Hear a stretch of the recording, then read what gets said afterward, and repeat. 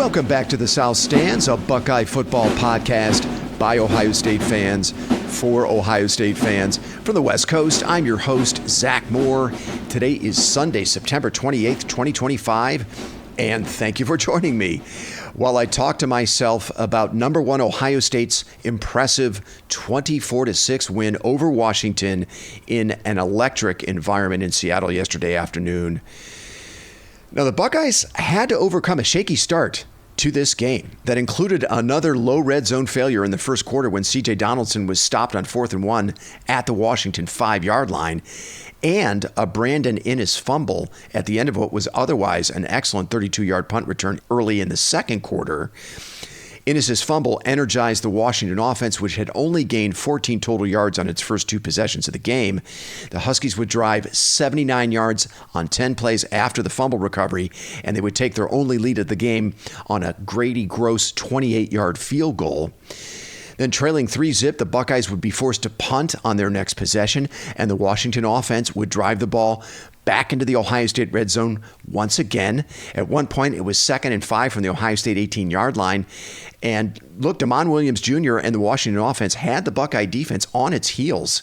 And to me, it looked like the Huskies were on the verge of taking a 2-score lead in this game. But Kenyatta Jackson would come up with a big sack on Damon Williams Jr. for a 4-yard loss. That was on 2nd down. And then Williams Jr.'s 3rd down pass to running back Adam Mohammed would be stopped for a 5-yard loss. On the next play, the Huskies would attempt a fake field goal with place kicker Grady Gross from the Ohio State 27-yard line, but the would-be Washington receiver, tight end Decker DeGraff, didn't seem to get the memo. DeGraff was blocking downfield on the play, and Grady Gross's pass fell harmlessly to the turf with 4:42 to play in the second quarter. That play seemed to energize the Ohio State offense. Finally, the Buckeyes would drive 73 yards on 10 plays to take a 7-3 lead with 1:08 left to play in the half. Jeremiah Smith capped the drive with a beautiful 18-yard catch and run on 3rd and 11 for the touchdown. I'm pretty sure it was the same crossing route Smith scored on to start the Rose Bowl against Oregon last season, and it was the same route Emeka Egbuka made a living on during his career at Ohio State.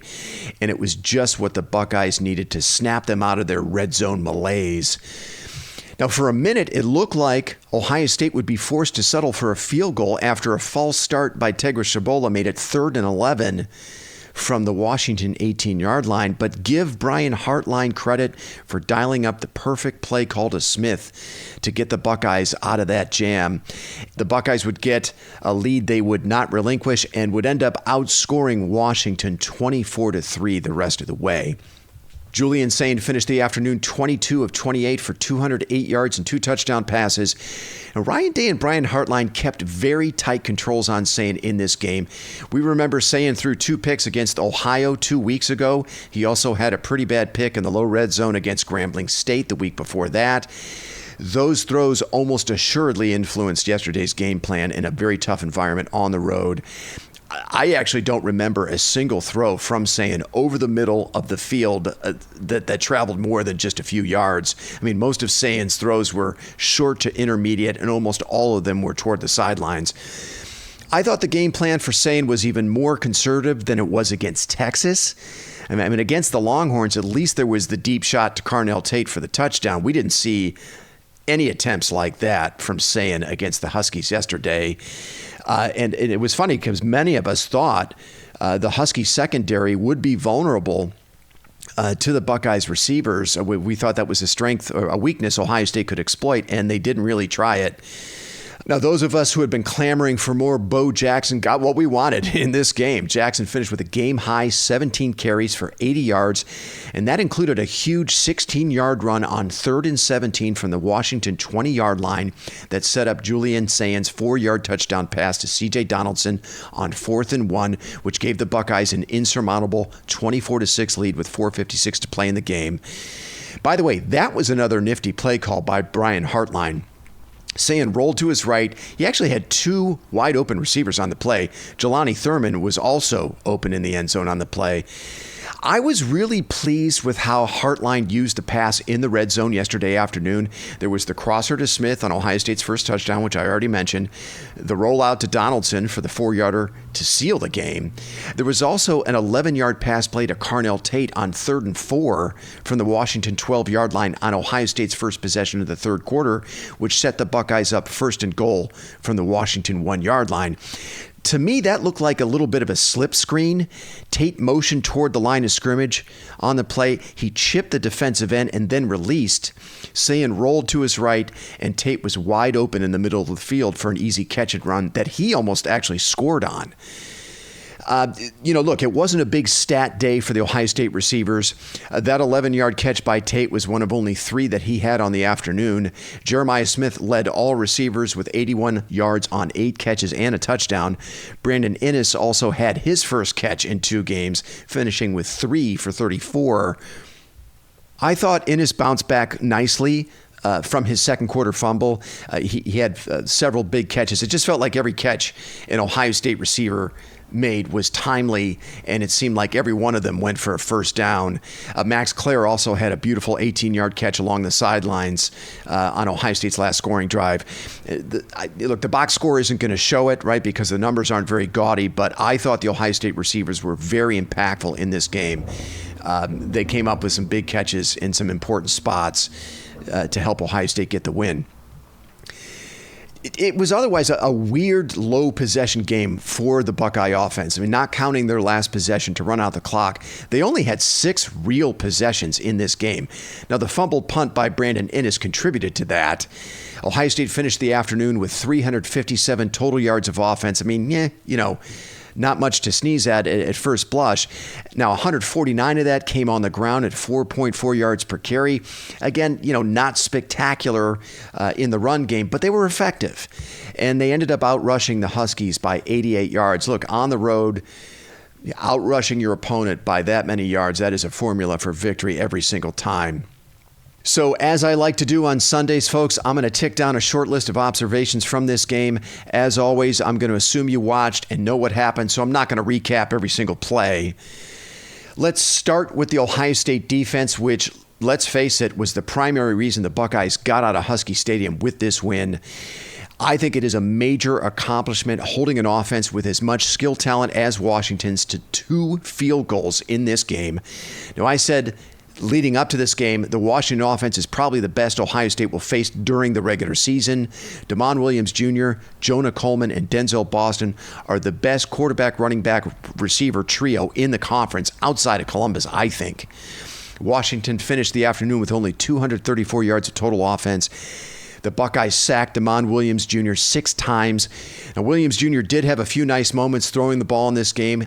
He only had 4 incompletions, but he finished with a modest 173 yards passing, and the Buckeye defense completely eliminated him as a runner in this game. Williams finished with minus 28 yards rushing on 13 attempts.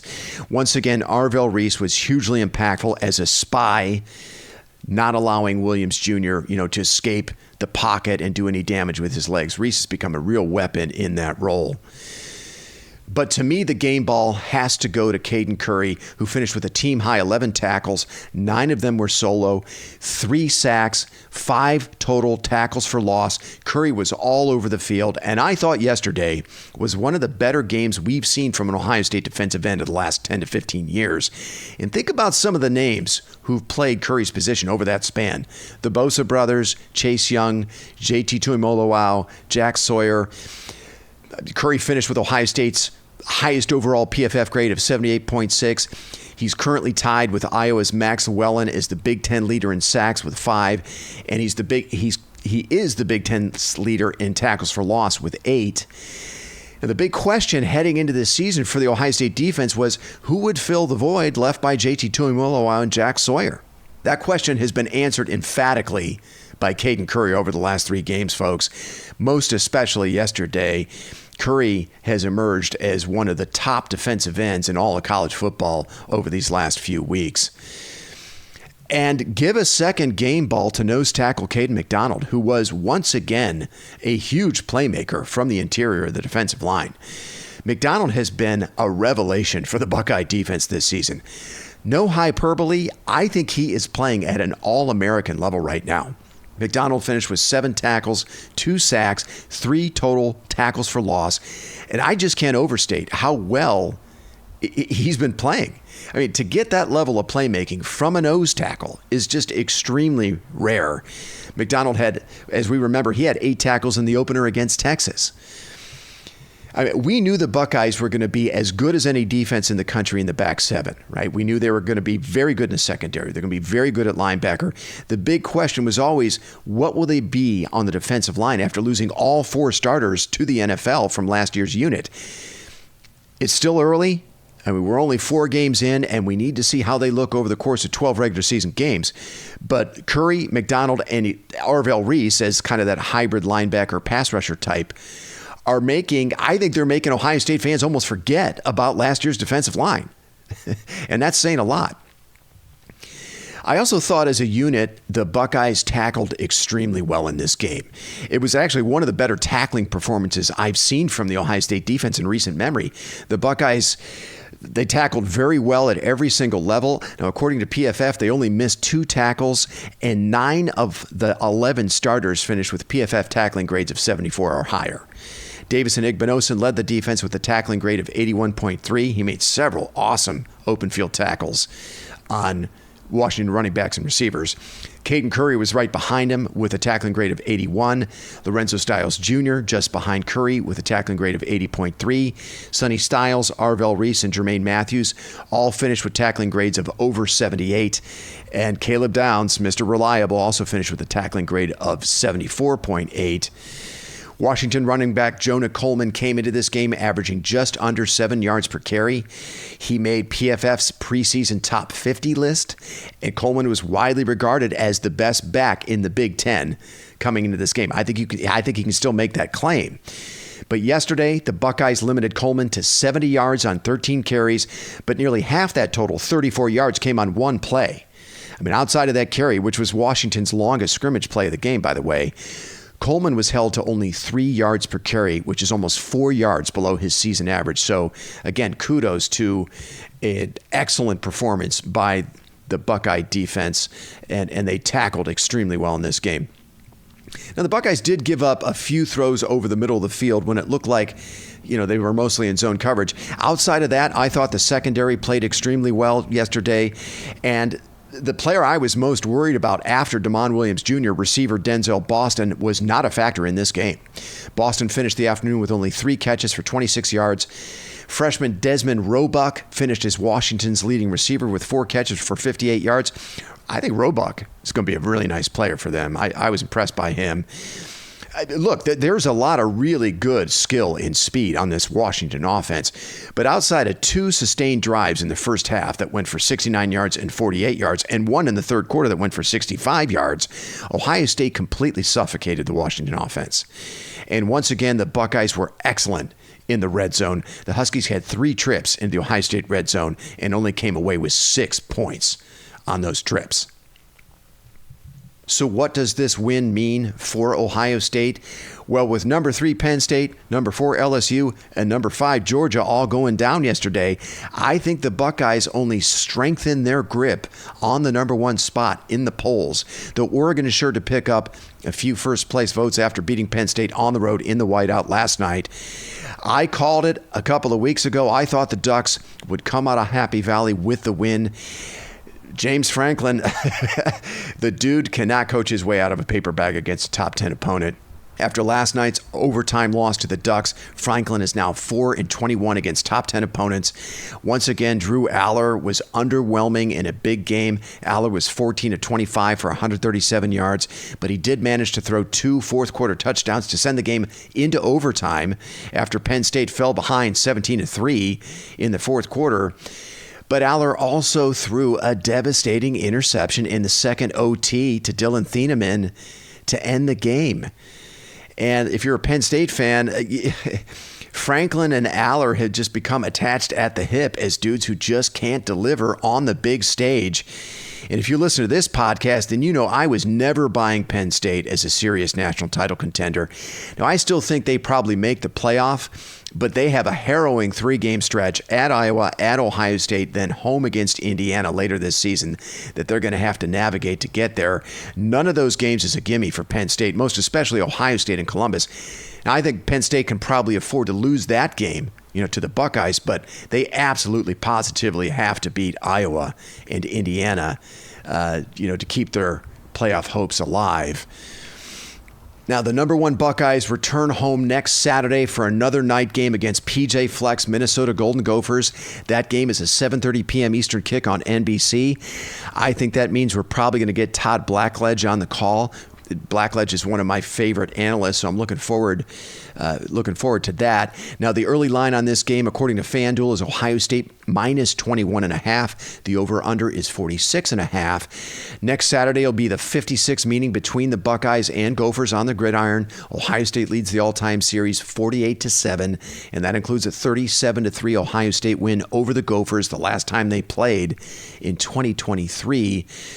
The Gophers come into this game at 3-1. Their only blemish is a 27-14 loss at Cal back on September 13th. The Gophers were 31-28 winners over Rutgers in Minneapolis yesterday afternoon. It's a little bit of a different Gopher offense than what we're used to seeing from PJ Fleck. The Gophers almost always seem to be a run-first offense with a stable of good running backs, but they are much more of a pass-oriented offense this season, and they have a good young quarterback in redshirt freshman Drake Lindsey. Lindsey's completing 66% of his passes at a respectable 8.2 yards per attempt. He's currently 9th in the Big Ten in yards per game at 239. Lindsey carved up the Rutgers defense yesterday to the tune of 324 yards passing and 3 touchdowns. And the Gophers have a trio of solid receivers in Miami of Ohio transfer Javon Tracy, who leads them in receiving yards with 204, Lemeke Brockington, who leads them in receptions with 15, and freshman Jalen Smith, who leads them in yards per reception at 29.8. Smith has big play capabilities. He actually had a 78-yard reception against Rutgers yesterday. And Minnesota is going to bring a very good, stout defense into this game. The Gophers are currently 9th nationally in total defense. They're 15th in defensive yards per play. They're 5th nationally against the run, allowing only 65 yards per game. And they're 23rd nationally against the pass. Now, look, you have to consider the competition so far. Buffalo, Northwestern State, Cal, and Rutgers. But this looks like a very good, fundamentally sound defense that can also make plays behind the line of scrimmage. The Gophers are tied for 13th nationally in sacks with 14. They should be a pretty good test for the Ohio State offense next Saturday night. Keep your eye on safety Coy Parrish. He's probably their best defensive player. Parrish is a player Ohio State recruited.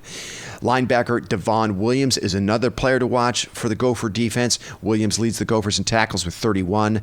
They also have a pretty good pass rusher in edge Anthony Smith. Smith leads the Gophers both in pressures with 16 and sacks with 4.5. Finally, cornerback John Nestor is another player to watch. Nestor leads all Minnesota starters with an overall PFF grade of 81.8. He also has an excellent PFF grade for coverage with 81.4, and he leads the Gophers in PBUs with 3 and picks with 2. Folks, Minnesota is a very solid, capable, mid-tier Big Ten team that I think is going to win 8 or 9 games this season. They're a very good defense at every level, and they can chuck it around on offense. Now, ironically, they're not a very good running team. The Gophers come into this game 88th nationally in rushing offense, and when you consider the competition they face so far, that number looks even worse. I'm going to set my concernometer for this game at 3.5. Again, Minnesota is a good, solid Big Ten team that will almost certainly finish in the top half of the conference. Ohio State can't just mail this one in. They're going to have to bring their lunch. They're going to have to play well to win it. But this is a tough spot for a first-year starter at quarterback under the lights against the best defense in the country with playmakers everywhere. Now, I think the Minnesota defense is probably good enough to keep this one fairly close, to keep Ohio State from just running away with it early. But over the course of 4 quarters, it's just hard to see them keeping a lid on Julian Sayin, Jeremiah Smith, Carnell Tate, and Bo Jackson. I think it's going to be interesting to see if the reins will come off Julian Sain in this game, because Minnesota, again, has a pretty good secondary with an elite playmaker at safety in Coy Parrish.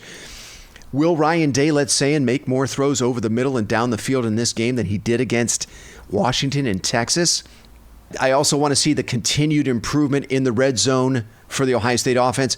After the early red zone failure in the first quarter yesterday, I thought the offense was much better in the red zone the rest of the way. But red zone efficiency is something Ohio State is going to need to continue to work at.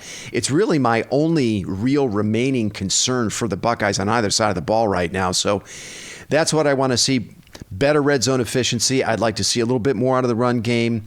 I want to see Bo Jackson continue to establish himself as RB1. And look, Julian Sain is going to have to continue to take good care of the football. But I would like to see a couple more shots down the field in this game. Hopefully we see that. Again, the early line is Ohio State minus 21.5. The over-under is 46.5.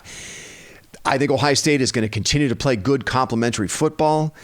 I expect I already said it, I think they're going to take a couple more shots downfield in this game than yesterday. But again, I think Brian Hartline and Ryan Day, they're going to be patient and wait for those opportunities to come against a pretty good Minnesota secondary. And I also think the emphasis for Julian Sain is going to be making good decisions and taking good care of the football. So I'm not expecting an offensive explosion in this game. I like the Buckeyes coming out of this game with a 34-10 win.